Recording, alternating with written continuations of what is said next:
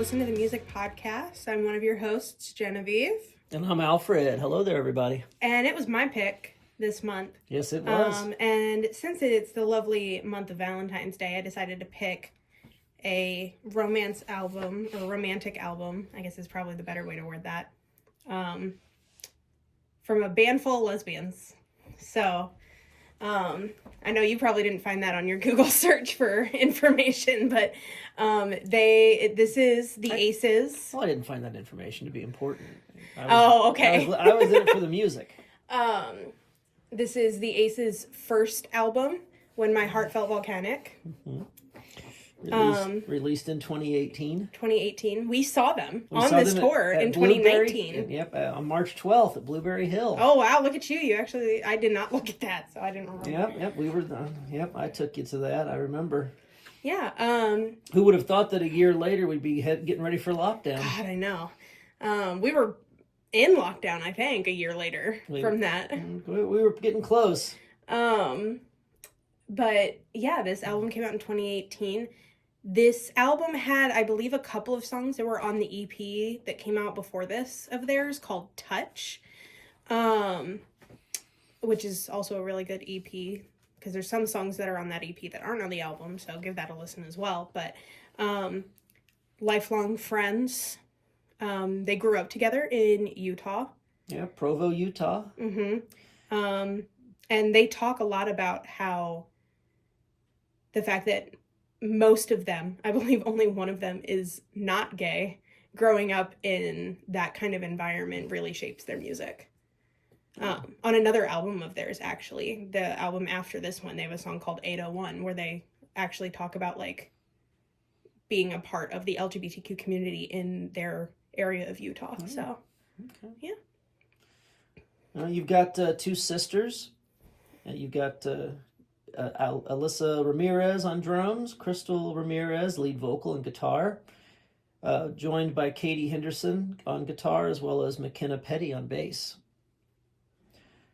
And the two guitar attack with bass and drums. And I did also hear keyboards on it. Yes. And I did not take note of who was doing the keyboard parts, whether that was producers or they have a keyboard player that they particularly use. Yeah, because I normally I would say it was probably one of them, but if you remember seeing them live when they do that song, they do it as an acoustic guitar song instead of a piano song live.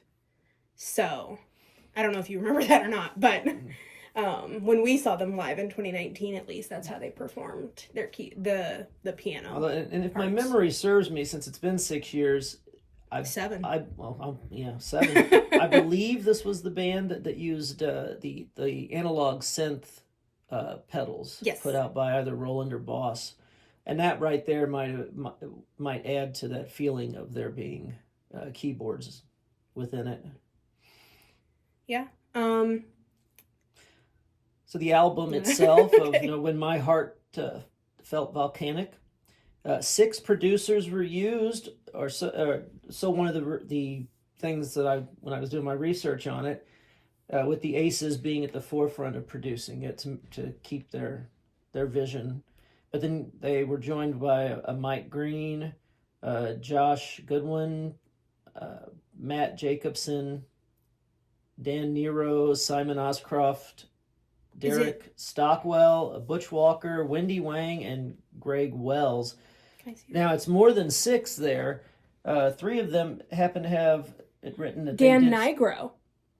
Oh, sorry, not to interrupt. Dan Nigro needs to be talked about then, because we've talked about him before. Yes, Dan Nigro, we can definitely talk about. Dan Nigro is the producer for 3 artists that are very popular right now, starting with Conan Gray, who we've talked about before. Okay. Yep. He has been a part of all of Conan Gray's albums since basically the beginning. You also have Olivia Rodrigo. He's done both of her albums.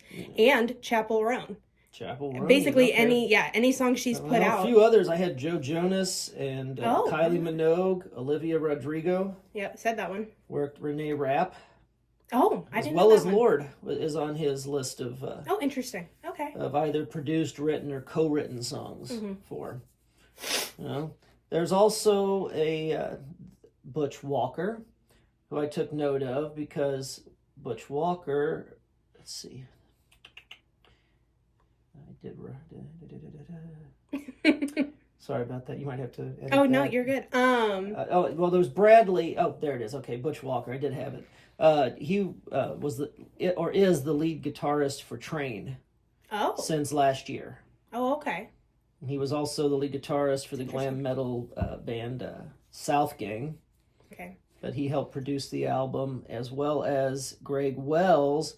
And Greg Wells' sheet it includes Ariana Grande, Adele, John Legend, Taylor Swift, Rufus Wainwright. I mean, just to name a few. So they got a definite, a great group of producers to assist them with their songs and fleshing out their vision to make this album, which when it was released to mostly positive reviews.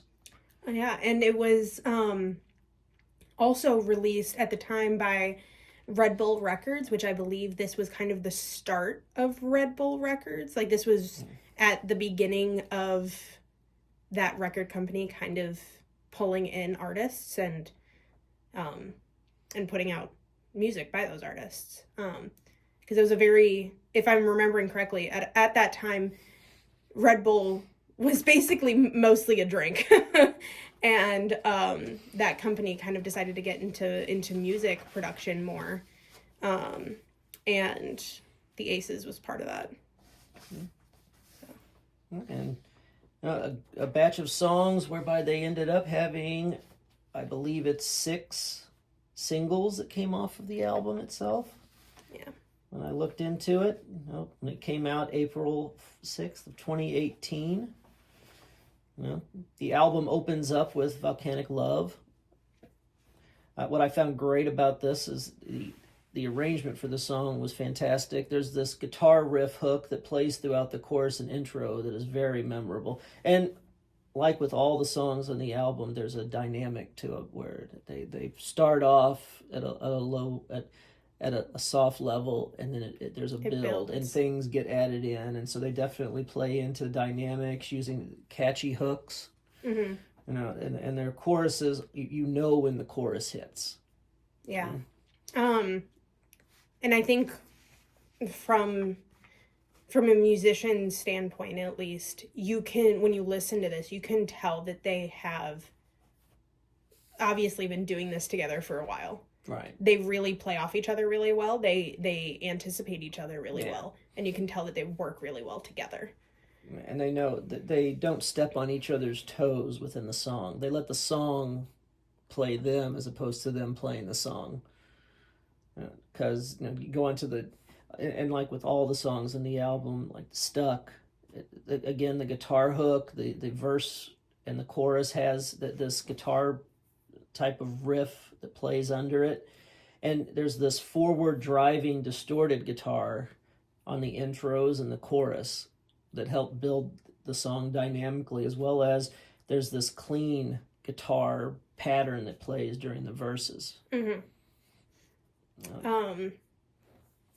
I believe it was 2019. It was either 2019 or 2020. Netflix put out a movie called Someone Great. It's like a rom-com with Gina Rodriguez from Jane the Virgin, and one of my favorites. And the song, I believe it's their song "Fake Nice" from this album, was in that movie. I was getting to that one next, because that had a really good drum bass intro that drove the groove home, and then of course the guitars come in doing a note hook that you can hum. You can hum you know when it's going to hit, that you can easily hum it. And then there's these second guitar parts where the strum accents certain beats throughout it.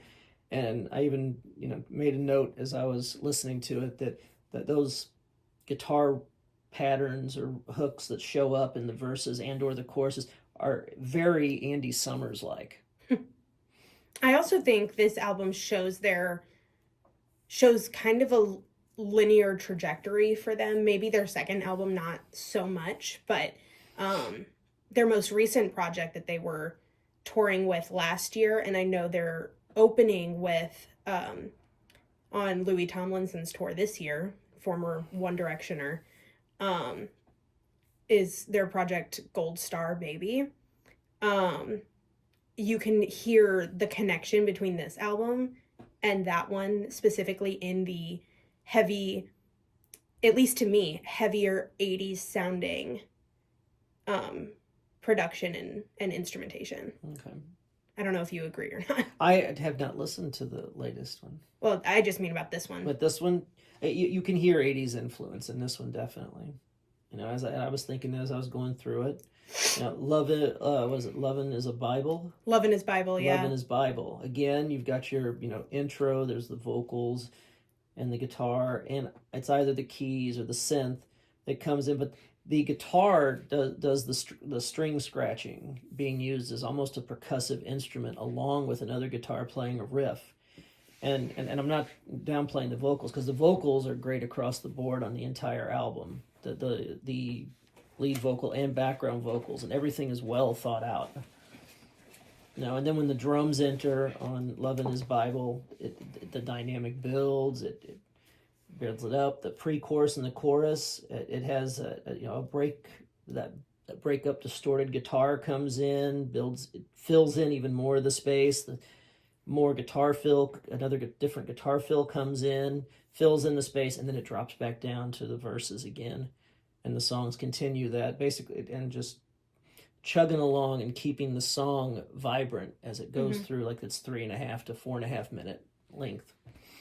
Yeah. And Lovin' His Bible was another one of the singles off there. So yeah, I'm gonna look it up just because I want to make sure I'm correct on what I said before.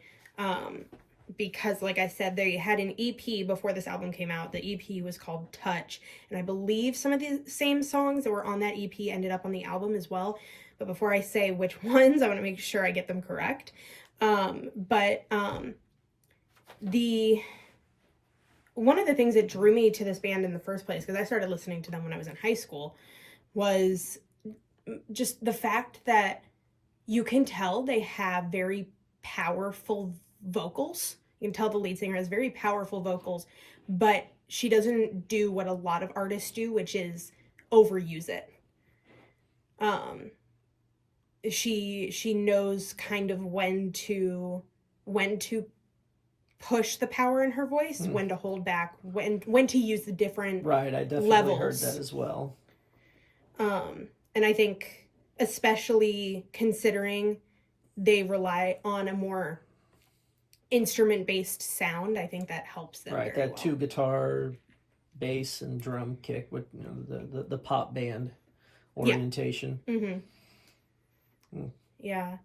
The next song, again, another single, just like that. Again, using those dynamics, that soft opening. There's this mild percussion with the synth stuff going on.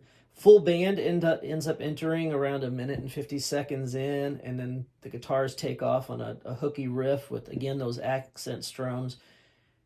Again, another great dynamically building song. Plus, as I was listening to it, I'm listening to the melody, and there's a familiarity to the melody where I was like, it's close to another song I've heard, but I could not place the song off the top of my head. That happens to me all the time. And so I just kind of just let it sit, but I was like, and in some cases, not being able to place the song that you think you're hearing makes it better.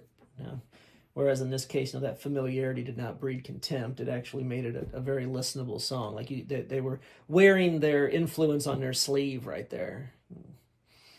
Okay, so this is what I found. Apparently, I was wrong on the EP title. A song on the EP is called Touch, but the EP itself was called I Don't Like Being Honest. It was released in June of 2017. So what about, I'm trying to do math now, like 9 or 10 months before the album? 9 or 10 months before. And I'm also trying to find the tracks for it. Here we go. You said the EP was released in 2017, right? Yes. Yeah. So, yeah. But I think the EP has has a lot to do with why their album did so well. The EP was put out at a really good time for them. They were openers for a lot of people at that time, if I'm not mistaken. And that EP gave them the availability to be able to be played on smaller radio stations. Were they headlining when we saw them at Blueberry Hill? They were, yes. Who was the openers on that one? Do you remember? I know her name starts with an F, and I don't remember what it is. Let's see. Tour opener for the Aces. Waiting for You tour. Let's just Google it, because why not? Ah, yes. When in doubt. Oh, it was an artist called Tishmal. Tishmal. So I was thinking of the wrong tour then. But yeah, I think it's actually another thing to talk about, which is like they were playing Blueberry Hill, which here in St. Louis is, I would consider, a small... It's considered a small venue. Okay, yeah. Small venue. This year, in June, they will be, like I said, opening for Louis Tomlinson, former One Direction member, and they're playing Enterprise Center. Oh, they've stepped up to the next league, or even beyond that a little bit. Yeah, a lot beyond Enterprise that. is a huge venue. Yeah. And they definitely have the songs to really fill out a stadium, so that'll be nice. Yeah. You know, and going back to the album, I mean, another single, Last One. I caught a definite, R&B feel on that song. Oh, for sure. Yeah, and that definitely, their R&B sound is shown a lot more in the album that came out after this one, which I can't remember the title for, but and I also think that's definitely a sound that they keep with them as well. And then the chorus has that call and response. Mm-hmm. And you can really play into that with an audience. You know? Yeah. Plus, the guitar solo on that song was really good. It fit the song. It served the song greatly. Because it's one of those where it's very George Harrison-y. She gets in and gets out. Yeah. I don't know if how much you remember from seeing them live, considering how many shows we've seen since then. But, I remember, I don't know if this is the next song on there or not, but, Hurricane, which is the one that we were talking about before with the piano on it, that was a really interesting song to see live, and I wonder if they do it differently now that they kind of are on a bigger scale. And that was the one where you said they used a acoustic guitar? Yeah. Yeah. I was definitely, when listening to it, was picking up the Fleetwood Mac Songbird vibe from it and feeling, and even so much in the lyrics, the what sounded like a breakup. Mm-hmm. Yeah. Since I talked about Red Bull Records, I want to mention a couple of other artists that are part of Red Bull Records, because Red Bull Records has actually done a lot for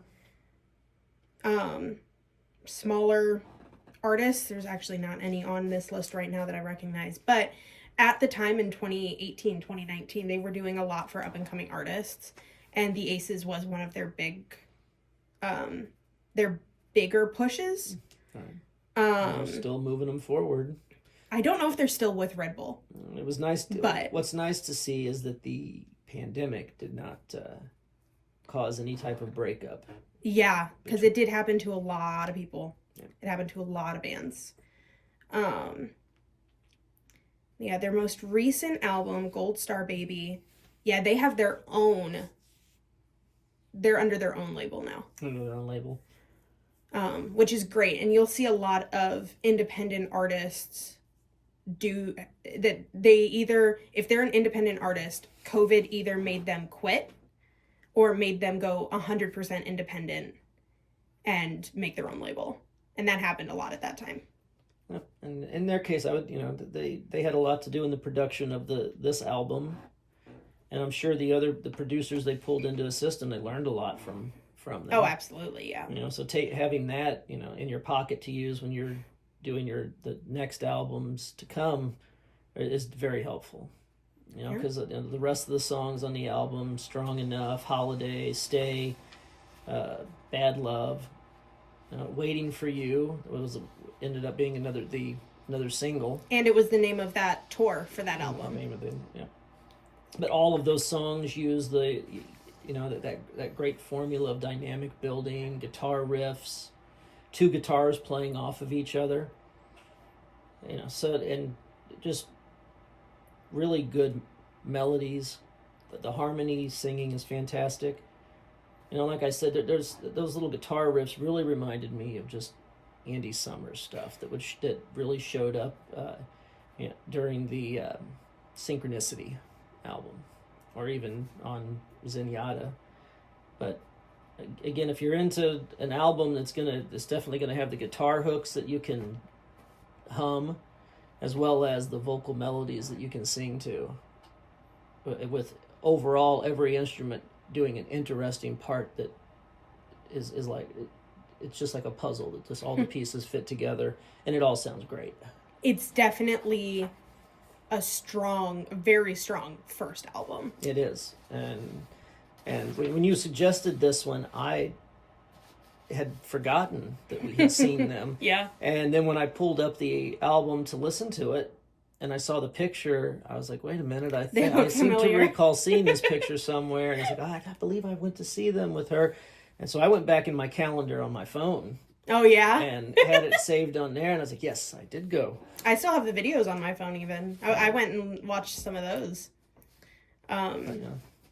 This album's great. If you're looking for an album to start listening to the Aces from, definitely get this one. Yeah. I mean, I would say when it comes to them, I mean, I'm kind of a purist. I always start with the first album from any new artist I try and listen to. But yeah, I mean, you can't go wrong with this album. There's so many songs to choose from too. Like, even if there's one that you maybe don't vibe with, there's like 14 other songs or something. So like, you know, I mean, it's a full album of material. You know, yeah. They say, you know, you have a lifetime to write your first album, but 10 months to write your second. Mm-hmm. You know? And even their second album, like, it wasn't the same sound. I think that, and I remember at the time that it came out, a lot of people talking about that it wasn't the sound that they expected considering the first album, but they went right back into that sound with their next projects. One. So they ventured out, experimented a little, and then... Yeah, and it's still, even their second album, even though it doesn't necessarily have the exact same sound, it still has some songs on it that are really good. And that you can definitely, like, I don't know, play in the car or something, you know. So yeah, just like with the first album. Yeah. It's still got the songs that you're going to remember that you can hum easily. Yeah. Which is what you want with a song, because if the people can remember it easily, they will come back for more. Yeah, I'm hoping to go see them this year, so... That would be a good show, but ticket prices are high. If they come back through St. Louis. Well, like I said, they're opening for Louis Tomlinson. Oh, that's right. You said the Enterprise Center. $50 tickets. Yeah. But yeah, what else have you been listening to lately, other than this?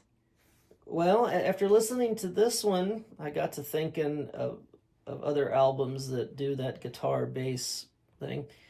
And I was reminded that Adrian Blue had released a new album in 2022 called Elevator. And he also released like a retrospective thing called A Toe in the Ocean in 2024.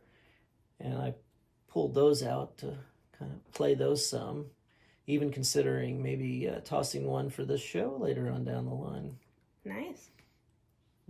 What about you?